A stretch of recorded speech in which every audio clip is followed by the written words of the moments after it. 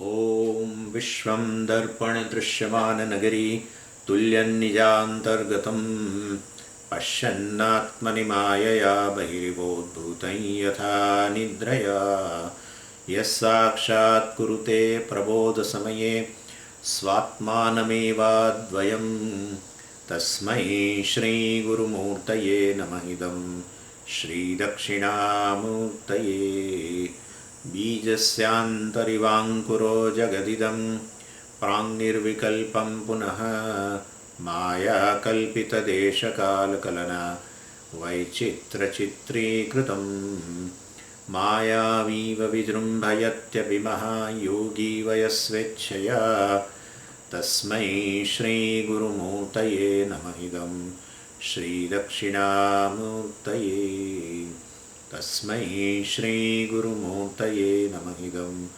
श्रीदक्षिणामूर्तये ॐ सहना भवतु सहनौ भुनक्तु सह वीर्यं करवावहै तेजस्विनावधीतमस्तु मा विद्विषावहै ॐ शान्तिः शान्तिः शान्तिः सदाशिवसमारम्भां शङ्कराचार्यमध्यमाम् अस्मदाचार्यपर्यन्तां वन्दे गुरुपरम्पराम् ॐ Mantra number 8, 4th chapter, mantra number 8. Tasya tapodamaha karmeti pratishtha Vedaha sarvangani satyam ayatanam. So in mantra number 7,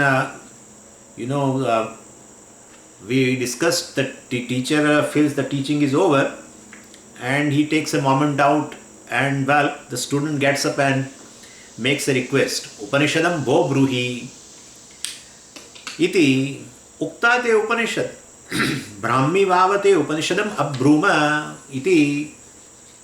So basically, please teach me Upanishad. That student told like this.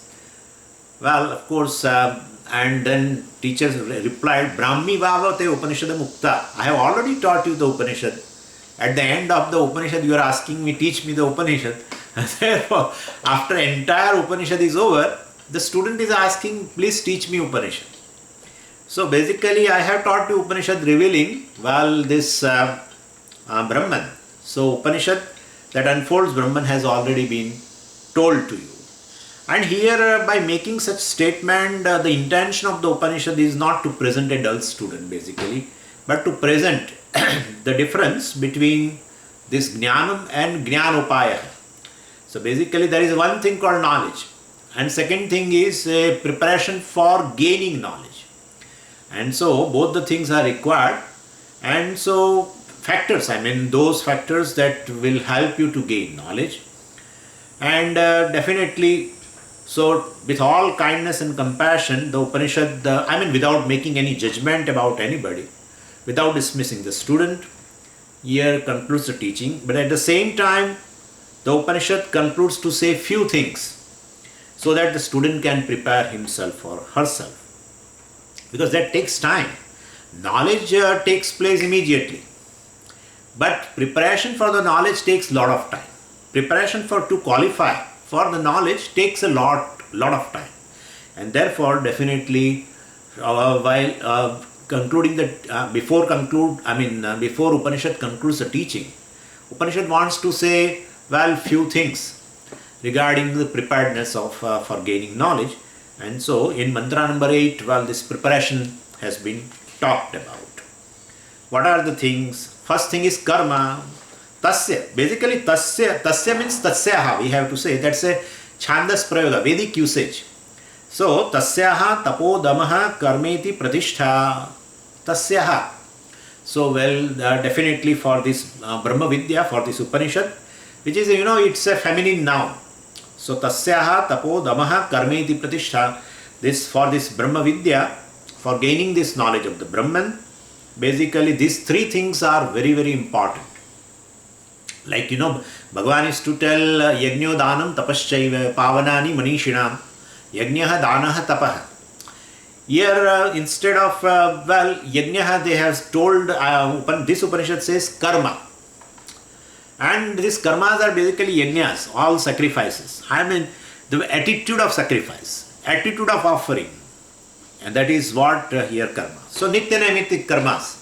We have discussed that in Karma Yoga, if you remember. All our sattvic karmas are there. Basically, those karmas are considered here as a karma, Nitya Naimittik karmas. Daily duties, occasional duties. So, when one does all of them properly, what is properly? Well, basically it's living a prayerful life. That's called properly. So, what is important in karma is one relating to Ishvara. I mean, while doing your daily activity or even occasional duties, etc., one is all the time connected to Ishvara. That is what here it means. That is what we call Karma Yoga. That is what we call as a religious life, etc. A prayerful religious life, basically. That is required. A simple, prayerful religious life. That's all. And so that is, so karma indicates everything. So, one's daily prayer basically should not be a routine. I mean, it is something very alive. You are relating to Ishvara and one lives one life of prayer, and then that definitely brings a preparedness for knowledge. Second thing is damaha.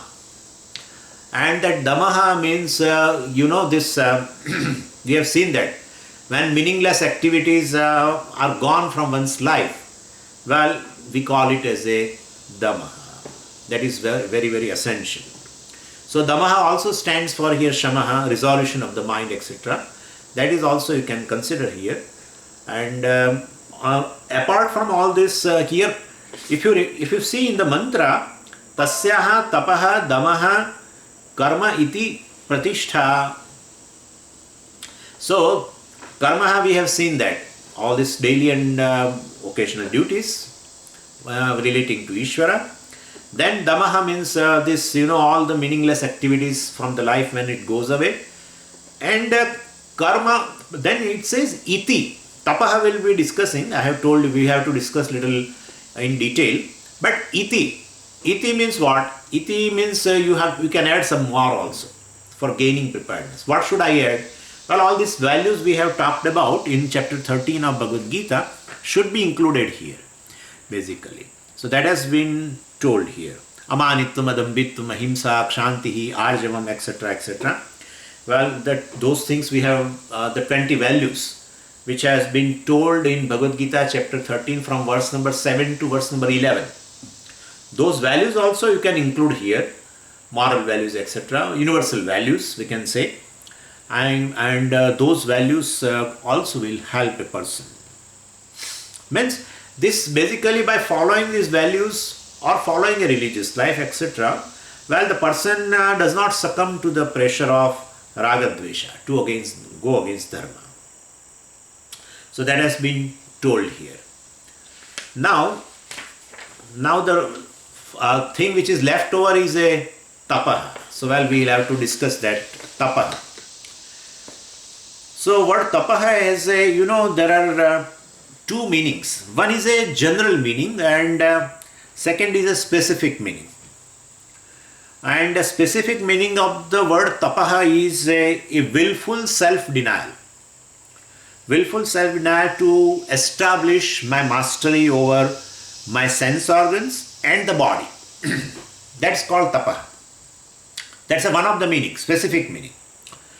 And well, so whatever I have been giving to my organs, whatever comfort I have been giving to my organs and to the body, once in a while I say no, to find out whether I am the master of my sense organs or whether the sense organs are my master. So once in a while you have to do that. So initially you will feel that you have been a master of the sense organs, and I would have allowed the sense organs to enjoy something, but in due course you will find that the sense organs become addicted to that. And after some time they begin to demand those things. And well, if you don't give them, they will protest. So sense organs basically protest. And the protest of the sense organs is in the form of creating a mental turbulences. And like the eyes will say that, well, I want this particular thing to see. And well, I will not allow them because there is a willful self-denial. I say no. Then definitely, well, it will immediately protest. Then it says, well, I will not allow you to work, whatever you want to do. I will not allow you. So that is the thing. Like then the tongue also, tongue also will say that I need a such and such food item, let's say. And if I do not provide it, it will not allow me to do anything else. And so then, especially if you sit in meditation, you will realize that how much mental turbulences can occur because of these things. Which things? I mean, because of you have denied today not to give them the respective objects. And then then you can realize that yes, I am not the master of the sense organs. The sense organs have become my master. So this is a taste whether the conversion has taken place or not. Whether I am master or well, they have become my master. Such conversion is there or not. If you want to check, well, just tell that, well, this today I am not going to give this particular thing to my organs. I am not going to give such and such comfort to my body.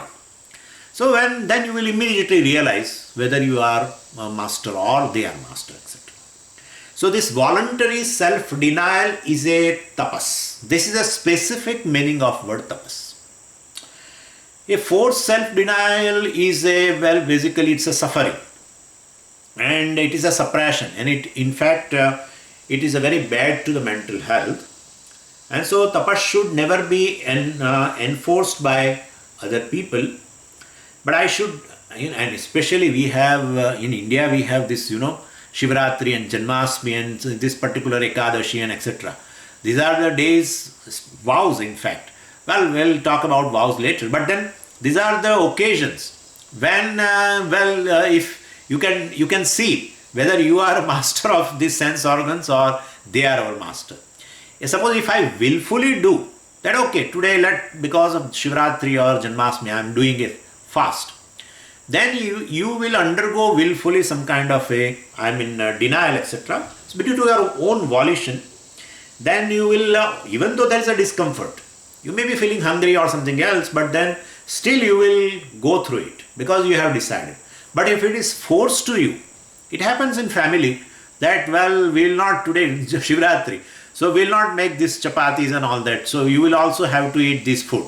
If you tell to one of the family members, then you will find then it is forced upon that person. And in that case, definitely that person will be so much discomfort. I mean, he is uncomfortable. And therefore, basically, it is, tapasya means it is basically voluntary self-denial. So I willfully go through this discomfort to establish my willpower. And this willful self-denial or this kind of a tapaha brings a lot of inner strength. And therefore, we consider it as a tapaha also has been included here in preparation for the knowledge. One should have an inner strength for gaining the knowledge, and that is how it has been shared. And that is how Shankaracharya ji also, even Sharira Pidanam also. I mean, voluntary giving discomfort to the body also is a willful self-denial. I mean, one day there is no fan and see what happens. People do that. Of course, I am not telling you to do, but people are accustomed to use air conditioners, etc. Then once in a while or in between few days, well, one has to stop. And sometimes people don't take pillow just to see whether I am uncomfortable or not. Sometimes some people they take certain vows in which they don't wear chappals also. And well, so all these vows, all vows in our culture basically are associated with various ceremonies, and all these vows are different forms of tapas. So willful self-denial is a first specific meaning of the word tapas. Now leave aside this specific meaning. we will take a general meaning of the word tapaha, and that is any form of discipline. Any form of discipline here, especially religious or spiritual discipline that I practice, is called tapaha. So when I never fail to do this, taking a vow on a daily basis, like you take a vow that every 15 days I will do a fast. Let's say a particular day, Ekadashi or something else, or maybe a full moon day, whatever. And then you never fail to do so. Then it is called tapaha. It may be a daily basis or a fortnightly basis, etc. So tapaha means you take a vow and fulfill it. They are done without fail. Then only it is tapaha. I take a vow that every fortnight I will definitely do this fast. But once you do and once you don't do and etc., then it is not tapaha. Without fail you do, then it is tapaha. Anyway, so basically, and in this general meaning of tapaha called discipline, religious discipline or spiritual discipline, it is divided into three. One is at the level of physical level, at the level of body. Second is at the level of mind. And third is at the level of speech. At all the three levels, one should have a certain discipline. Means one should have a certain vow, and one has to fulfill it without any fail. That's what it is. Now let's talk about a physical discipline. In physical discipline, what I am discussing is a general meaning of our word tapaha, which can be divided into two. Physical discipline and the verbal discipline and a mental discipline. First I am talking about a physical discipline. What kind of a vows I can take on a daily basis which can fulfill the meaning of the word tapaha in my life. First is they call it as a acts of worship, basically acts of respect, like offering flowers or doing some service to devatas, then to the scholars, wise men, then to your own teacher, basically maybe a music teacher or maybe any teacher. All this also consider a physical discipline, and that has to be done without fail on a daily basis. So as the occasion arises, we can offer an act of worship in the form of service also to such people, especially to the devatas, to the gurus, or to the scholars, or a wise person, etc. Well, that is called a physical discipline. It is also called as a kaika tapaha. That's one form of a physical discipline. Second is a shaucham. Shaucham means a physical purity, and you can understand physical cleanliness, personal hygiene, we can say. And it is also kaika tapaha, like taking regular bath, and that of course our own people are taking, but cleaning especially the nails and everything. Some people clean nails, hand nails they clean, and leg they keep on increasing. Well, not so. We should not talk much about this to our people, but this is also should be, without fail, one has to keep in mind that I have to do this. Anyway, so this is the shaucham, basically. Shaucham is also called a physical discipline. And the third thing is arjavam. Arjavam means all our physical actions are in alignment with our thought and word. And basically this alignment is called arjavam, straightforwardness, etc. And that results into a most important alignment in our life is a punctuality. That is very, very lacking even in some of the sadhakas. I am not criticizing, I am just telling in general. Many sadhakas lack in punctuality. So when we plan to go to a place at a particular time, and like attending the class or meeting a Swami or doing something or any other thing, So when we tell someone that we will come at a particular time, if we keep it up all the time without fail, it is arjavam. It is basically a physical discipline, because you are reaching at that place, definitely. Not your mind is reaching, you are reaching and the body is reaching. So definitely discipline is involved. And because of some reason, various unavoidable reason, we may not be able to keep up of our timing. But then the tragedy is, if a person is not able to come at a particular time, and the next thing is you should inform that I'm sorry, I'm not able to come. You can send a message or etc. But even that also they don't do. They don't feel any kind of an obligation that we should inform the person who must be waiting for us. Well, that also is not there. Especially not here. You maybe in United States people may be very punctual, but in India this is very, very common. Here also it may be there. And so this, but especially all of us has to be punctual for the timings, and if I am not able to make it up, to inform the person that I'm sorry, I'm not able. What happens is, I myself also experienced that. Person says, Swamiji, I want to meet you, I will come at so and so time, Wednesday evening or something. And they could not come. I was waiting, I did not keep any appointments, and then you wait. And the person doesn't inform, next day doesn't inform. And then in the next week he meets somewhere. He says, sorry Swamiji, I could not come that day because of this thing there. But you could have informed. But Swamiji, in this week I will definitely come on Thursday. Are you free, Swamiji, in evening? Yeah, okay, you come. Again he won't come. Again he won't inform. Well, this is not a correct way of doing. So arjavam means what? Once you tell that I will come, then you definitely at a physical level also you try to fulfill it.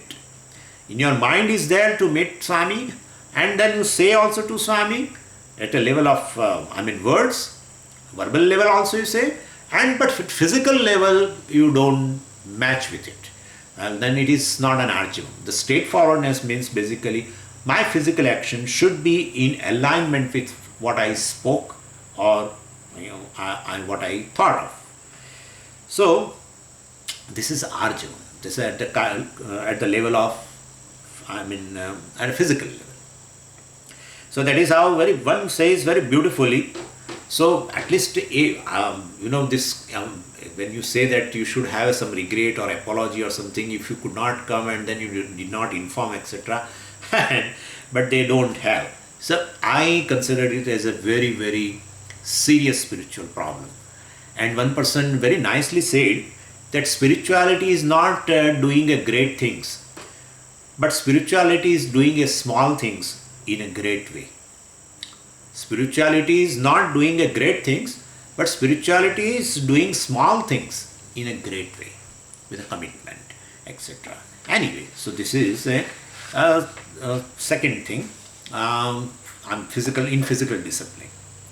Third thing is a brahmacharya. Brahmacharya means restraint at the level of external organs. Basically, they call it, there is no necessity of talking much in this.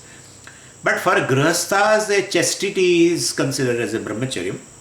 And for other three ashramas, for a brahmachari, vanaprastha and sannyasi, celibacy is called brahmacharya. Anyway, but in general, let's take a broader meaning. Bahya indriya nigraha, they call restraint at the level of external organs, is also included in kayika tapaha, physical discipline. Then fourth thing is ahimsa. Ahimsa, basically it's a non-violence, but non-violence actually at the three levels, but we are talking right now at the level of a physical body. And physical non-violence means what? Physical non-violence of not only of the people, you don't beat somebody, but in sadhakas they have a physical violence. I have seen. They don't beat to anybody. But this one thing I have observed and which I would like to share with you. Basically one should be non-violent towards not only the living beings, but towards the things also, other things also. Even handling one's own books. one should be a non-violent. How one handles the book. Well, if you see the books of a person, you will find how he has handled the books. You can very easily understand it.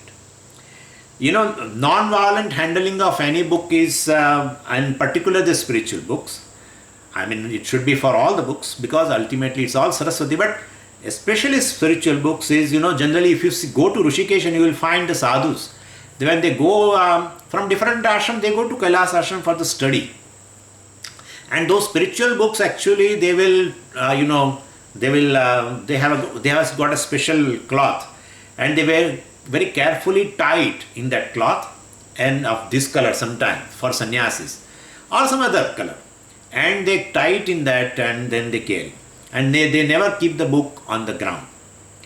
And not only that, before study also they chant some. In Brahma Sutra class I have seen in Kailas ashram, well, if that is going on, and suppose a sutra number 38 of the chapter 1 comes, so they open that, and then they chant certain mantras and worship as though that particular page in the form of Saraswati, and then they study. Well, that much. But there are other people, well, they use it as because if one of the legs of the table is shorter, and if any book is available, they just put it so to have a balance to balance of the table. Because, and especially these are Gorakhpur Gita books, they are so cheap. So people don't, and many people have a habit of taking a coffee, etc. Also, they bring the coffee on the study table and keep it, and they are writing something, and that coffee is getting cold. So whatever the book is that, they will put it as a cover on that. So it is coffee cup cover, and so this is not the way to handle basically the books. This is called a violence. This is called a violence with respect to objects, especially for the sadhakas. Handling of our own books, etc., is also considered as a kayika tapa, properly handling, having a cover, etc. Every book should have a cover. I don't want to show that I have cover, but I am saying you. We should that, and most of the books buying within 6 months, pages get torn off, or the book cover also goes away. Something happens, or some people, they do like this kind of a thing also. That's not the way of handling. Notes also people do like that. Anyway, this is just by the way. So this is regarding physical discipline. Now I would like to talk to you about the second discipline at the level of words, verbal discipline, which we call in Sanskritam as a vak tapas. That was a kaik tapaha. This is another one, is a vak tapas. Let's discuss about that. And vak tapas or oral discipline, verbal discipline, and it's an astonishing thing for me that in our Shastra, Vak means Vagindriya, that is, Vagindriya is basically Karmendriya, organ of action. Then we have 5 organs of action: Vak, Pani, Pada, Payu, and Upastha. Basically, right? We have 5. Out of 5 Karmendriyas, and they only, in fact, other Jnanendriyas also you can take into account. Out of 10 sense or total organs of action and organ of perception, they talk about a discipline of only verbal discipline. Vak tapas. There is no chakshu tapas. There is no tongue tapas. That may be there, but mostly you will find that whenever the discipline comes, control, etc. comes, they always talk about vak. That shows that from that it is clear that out of these 10 indriyas, the most powerful indriya is Vagindriya. First, we have to assimilate the fact that the Vagindriya is the most important in a human being out of 10. How? So we will have to analyze them in our own way. Generally, when we talk of a superiority of a human being, definitely how the human beings are superior to all other animals, etc. So we generally enumerate or mention only the intelligence or the buddhi. and as the main faculty which differentiates or distinguishes a human being from other animals. Animals do not have a great intelligence, that we know very well. They have got some intelligence, and especially among animals also, some of the animals show a little more intelligence, definitely like gorillas or dolphins, or they show. But compared to human intelligence, basically animals have got a very, very inferior intelligence. So in terms of intelligence, let's say human beings are more superior compared to others. But we should also remember that as the intelligence faculty is very important, so the organ of speech also is equally important, equally. And I will show you, the organ of speech is so important, you will feel that even if I have a superior intelligence, if organ of speech is absent, suppose, imagine, a human being does not have an organ of speech. Well, like all other animals, we have just a sounds to communicate to each other. Let's think that way. It's an imagination, wild imagination. That instead of a organ of speech, which can, it's a highly developed language we have, and we are able to express our feelings also in a very, very fine way, etc. We can convey the ideas very beautifully, everything. Let's say it is absent. We have a superior intelligence because of we are human beings, but we don't have, Bhagavan has not given this Vagindriya at all to anybody, let's say that way. Then what kind of a situation will occur? You will see the human life is impossible. First thing is, suppose Vagindriya is not there, all spoken words will go away. And if spoken words are not there, written words will not be there. Understand that very well. Spoken words are possible only because of organ of speech. But basically you require, for written words, let's say, you definitely require a spoken words. Written words are only symbols of spoken words. And that is how we all speak, perhaps all letters. But to write that symbol, to write that a letter, we have a different symbols. That is how we have different languages. In terms of like Vishnu Sahasranama, just think, Vishnu Sahasranama, everyone is chanting. A Gujarati is also chanting a Vishnu Sahasranama, and Tamilian also is chanting, and Bengali also is chanting, and let's say an American also is chanting. But, all are chanting Vishnu Sahasranama. There cannot be difference. Spoken words, right? There is no difference. But basically a written words, the symbols are different. See, the graphic, there are two things. One is called a graphic symbol, and other is one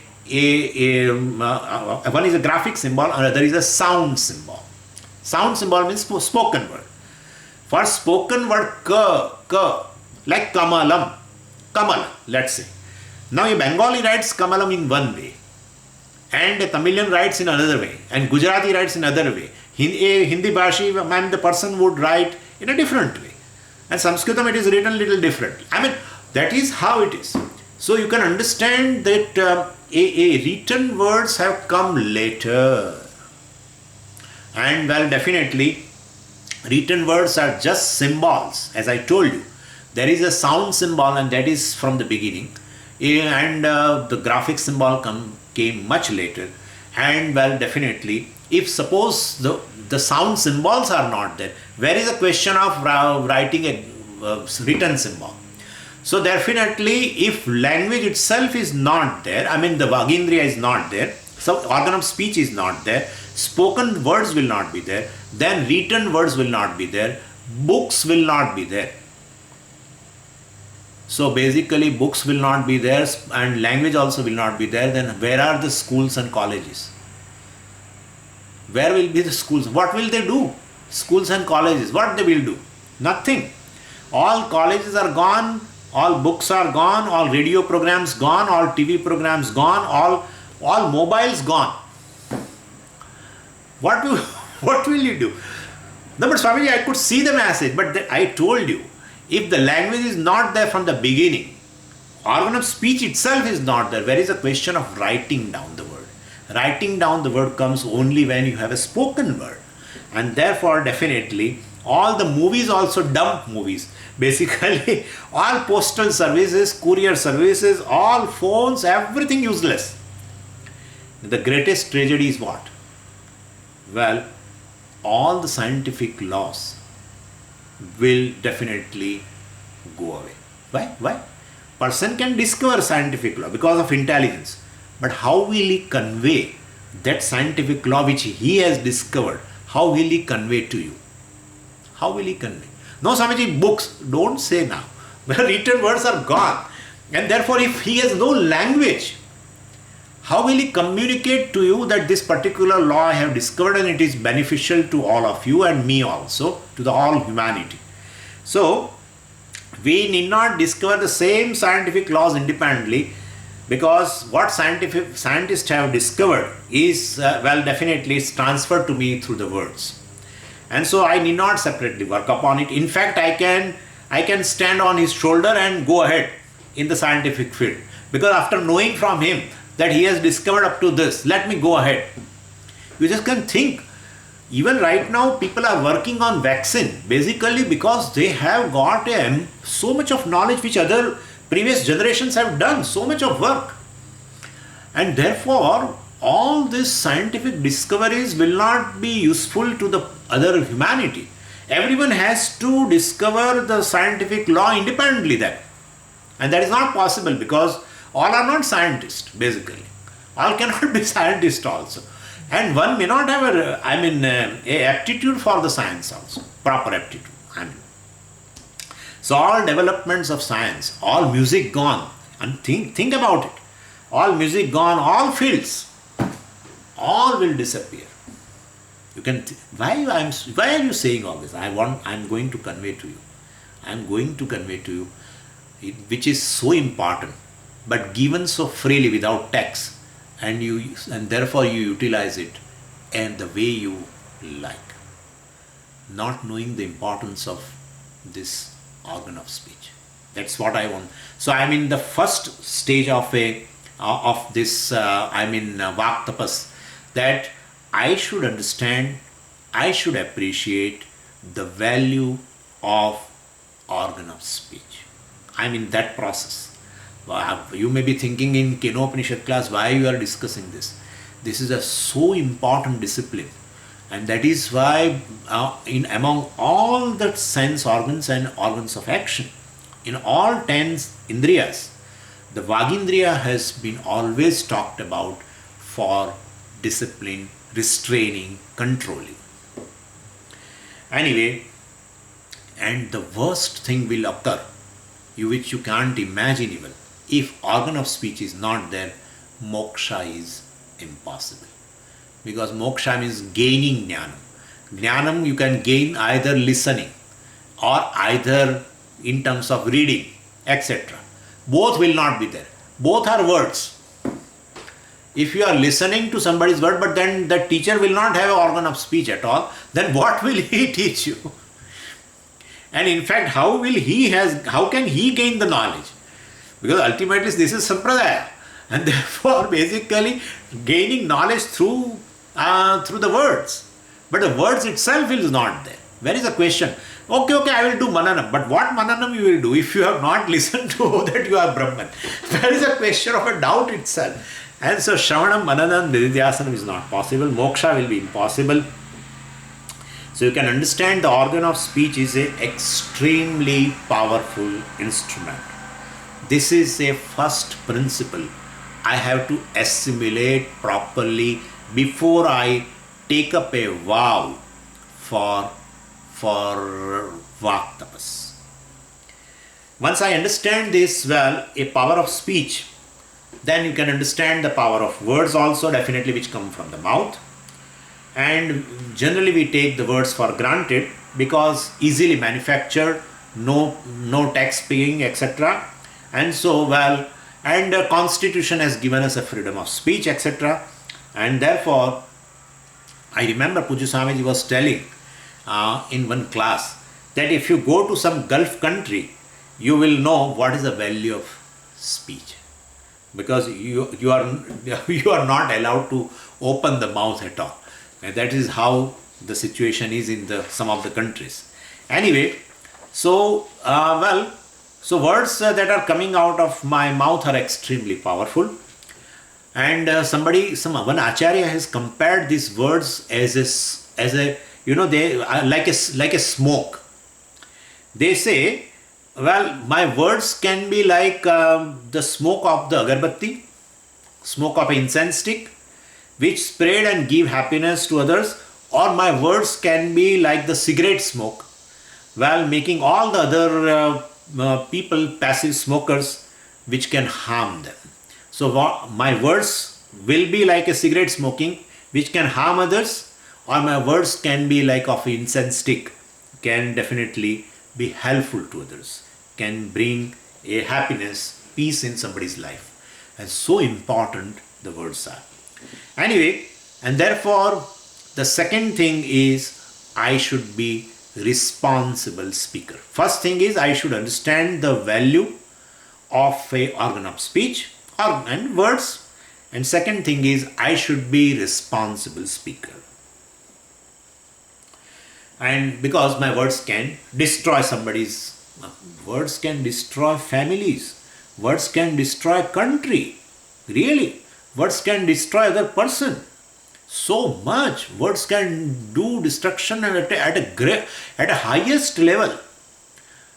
President says something, then whole country may object it, or whole country may hail it also. So words, you can understand what an importance it is.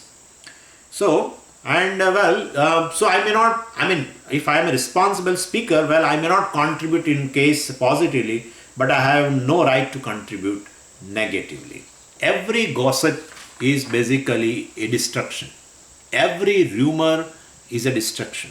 Every sentence made based on incomplete information is destruction.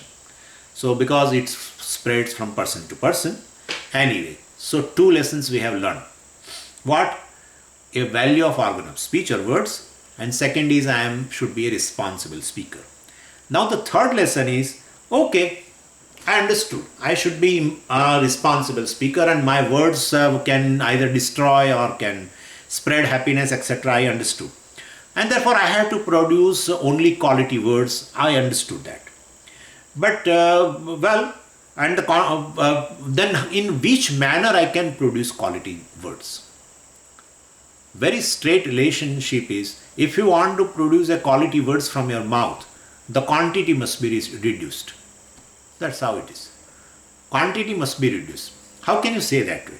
Well, when we have seen that a particular organization making a certain item which is very quality product, and initially when they make very quality product is there, and therefore people, definitely people are interested in a quality product, and they start buying. These people are manufacturing. They increase their manufacturing capacity. But you will find at some point in time that definitely, well, when they call it, the quality quantity they increase, sometimes quality gets compromised. And therefore, it's very difficult to maintain the quality when the quantity becomes unwieldy. So if I want to be a very responsible speaker, I have to reduce the quantity of my speech. And without quantity control, quality control is impossible. Okay. Now next question is, well, how to control the quantity? How to control the quantity? There are several methods, but definitely there are one or two tips in this. One rule is, easiest method of a quantity control is, I'll take a resolution in my mind. I will talk to those people only who are interested in listening to me. Then that's a way of, quantity control. Very small law, right? That I will talk only to those people who are interested in listening to me. And once I decide to apply this law, I discover a startling fact that most of the words won't come out from the mouth. Quantity automatically get reduced. Why? Why? Because nobody is interested in listening to us. Really. We feel so that we start speaking and we don't realize that the other person is interested or not. We keep on speaking. So first thing is this apply that law that I will talk to only those people who are interested in listening to me. And but Swamiji, how will I know that the other person is interested or not? His body language, his or her body language is sufficient. So if you study the body language of the person, you can see the rejection, restlessness, etc. Here, when you start talking to me, I will look here, this side, or I will see the watch, or do something like this, or close the books. Yeah. Okay, please continue. Yeah, and then I do. Then that means I have to stop. Basically, anyway. So this is a way from the body language. And in fact, the other person, so when you start speaking, the other person is thinking that, that person should leave me alone. So where body language shows a restlessness, etc. And so either the person wants to go away or he is not interested in talking to you. That is being indicated by the body language. And this is one thing.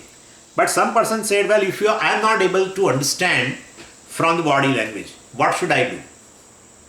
Don't worry. Do not give a long talk. Just after 2 minutes talk, basically wait for a moment and see. You will see that, that the other person, was waiting for the break, basically. He was waiting for the break. And when you give a break of 2 minutes, you will see either he will go away or either he starts talking endlessly. So that is the thing. So if you can't understand somebody's body language, definitely stop in between.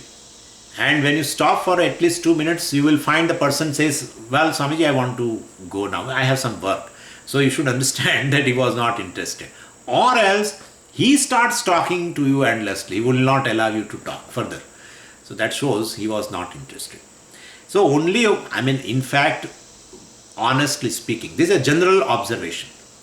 The only occasion when the other person wants to listen to you is when you have a juicy gossip about the neighbors, about other seekers, etc., etc. This is the thing. And therefore, when you start doing gossiping, you will find the other person is in nirvikalpaka samadhi. Not even his eyes will be totally open.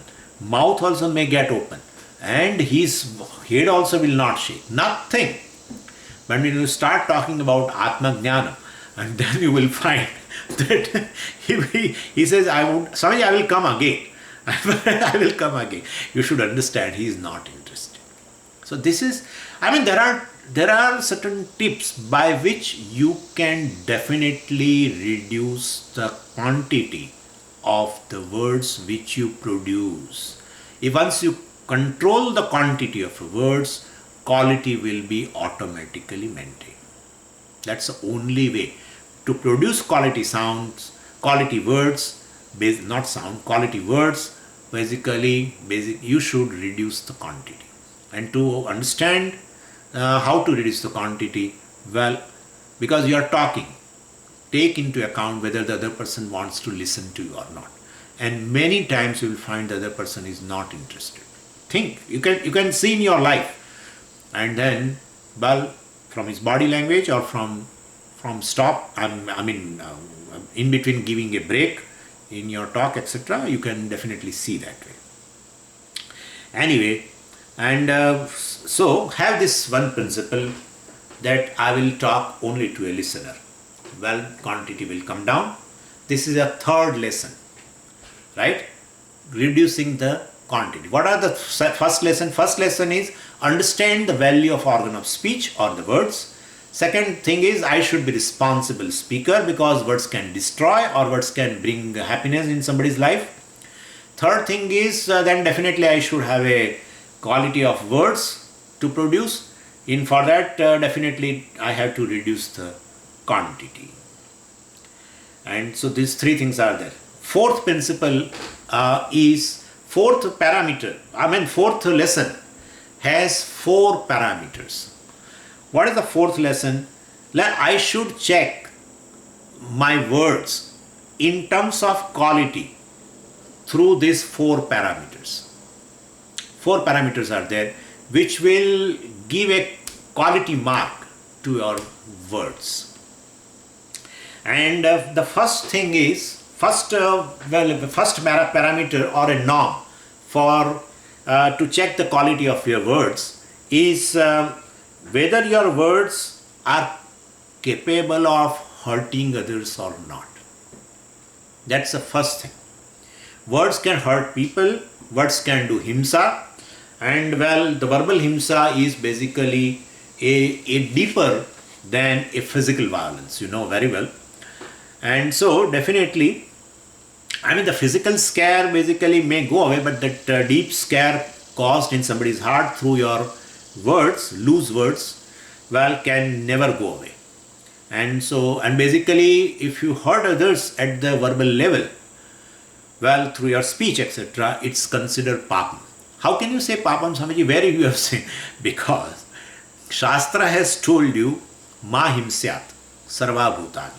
And therefore, one should not hurt others at all the three levels. If Shastra says don't do this, means you should not do it. If you do, it will go against you. That's what it means. Any nishedha told by the Shastra means Shastra does negation, means you should not do. If you go against the Shastra, definitely it is going to give you papa. So vidhi and nishedha is like this. What Shastra says you do, if you do, it will produce punyam. What Shastra says, don't do this, and if you don't do, then definitely you will be free from the papa. But if you do what has been negated by the Shastra, then definitely papam will be produced. So this is how vidhi nishedha has been described. And therefore, let the papam be produced. So what? Sir, you are a spiritual seeker, and then if papa karma will definitely will bring you down. You want to do a progress in your life so far as this, a life of, in which moksha is a pursuit.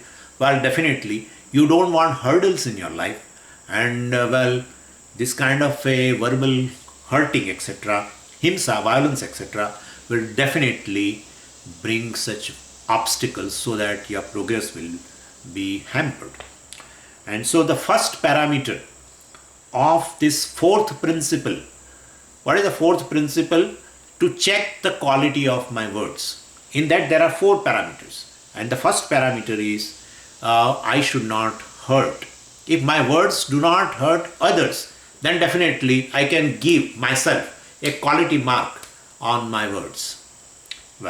Second thing is, of course, in this there is one thing which I would like to mention.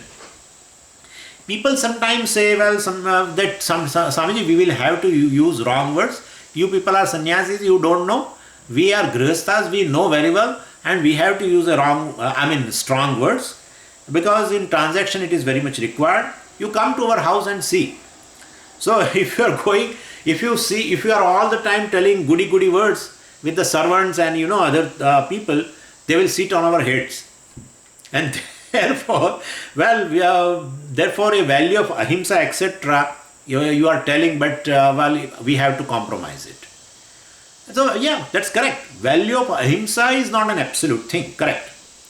But himsa may be required, correct. You have to use strong words, correct. But Shastra gives a warning. What? That himsa must be a last resort. A verbal violence also must be a last resort after exhausting all non-violent methods of speaking. And that is how, and that is the way. That is the way even at the individual level or at the level of a country also. One country wants to attack other country. Before that, other countries advise that employ other means. You send your emissary to that country and this and that, or involve other countries for some kind of a compromise, this, etc. And then if nothing works, well, then definitely you will have to do that kind of violence. So that's how Shastra, Sama, Dama, Danda and Bheda. So Sama, Dama, Bheda is, Sama means try to make understand other person.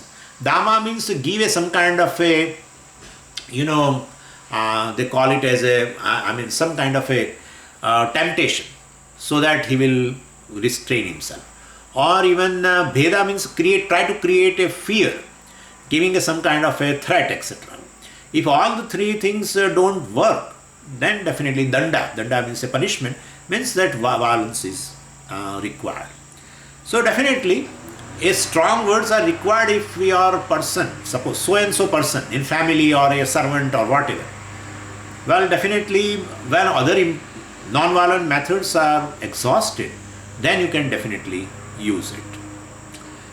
Okay, so that is first parameter. What? Using words which is non-hurting to others. Then definitely you have a quality words. Second thing is satyam. Satyam means a truthfulness, and truthfulness is defined as you know very well, alignment of the speech with the thought, basically. So harmony of speech and the mind, harmony of thought and word is called satyam. Avoidance of a divided personality. As a thinker I is one, speaker I is different. That's a division. And they say the universal rule is that divided we become weak and united we become strong. So there is a proverb or a slogan, I think, that divided we fail, united we stand. So well, that's what it is. And therefore basically a divided country will perish soon, a divided family will perish, divided political party will perish, divided anything perish. And therefore in your personality you divide. Speaker I is one, thinker I is another one. And so you divide. Then definitely you are making yourself weak in terms of a spiritual pursuit, gain of a spiritual pursuit. And therefore, and this is not only an empirical truth. In fact, in Vedanta we say that Dvaitam, makes me suffer from samsara. And Advaitam means gives ananda. So Dvaitam means what? Division. So definitely, this is how it is. Even at the Parmathic level, at the level of a reality also, this is there. At empirical reality or even at this reality, absolute reality also, that division is always a considered as a weak compared to a non-dividing or uniting. So so this is how the Satyam has a very big value in our life. And there is a beautiful prayer. I would like to stop now because almost time is over. There is a beautiful Shanti Patha which we all of you are doing, that reveals this particular value of truth in form of quality of words. Vang manasi pratisthita, manome vachi pratishthitam, etc. etc. Avir maedhi, vedasya ani istha, etc. You know that prayer. So Vang me manasi pratisthita. When I talk, let my mouth be rooted in the intellect, and let there not be any disparity in my thinking and speaking. And manome vachi pratishthitam, let my thoughts be in harmony with the words. So this is very, very important value. And but how to practice this value, Swamiji? There are a few tips for that. So Swamiji, this is not possible in this yuga. You don't know. You are all the time talking in the ashrama, and in ashrama also in one closed space, in one room, sitting in one room, you are all talking about all this. Come out and see, and you will find this value of truth and etc. has no value at all. But basically, if one wants to implement this value, when he has to make a list of the lies he generally speak. And we need not tell others, even we need not tell Swami also, definitely. How many lies I speak, need not tell. But make a list of untruths which you generally speak. and you find that many of the pages you require in the beginning, then divide them. Well, looking at them into your conscience, basically, that these are the untruths or lie which are avoidable, and these are the untruths or lies which are unavoidable, which, well, I have to speak that. Well, and to your utter surprise, well, you will find that there are many unavoidable, many avoidable lies which you can avoid from the list. If you think closely, if you see closely, you will find certain of the lies you can definitely avoid. And well, first I start attacking these avoidable lies, which itself is very, of course, big initially, then it will come down. And if I am sincere, then definitely you will find the list, that number changes now. Most of the lies, total lies are there, avoidable, unavoidable. And then you find that unavoidable, that list was very big, avoidable was small. And then you see closely, you will find many of the unavoidable untruths or lies also now has turned to avoidable lies. And definitely start attacking first avoidable untruths. If you can avoid, then avoid it.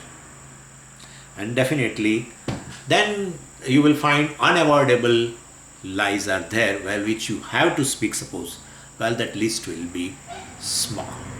This is a way of doing.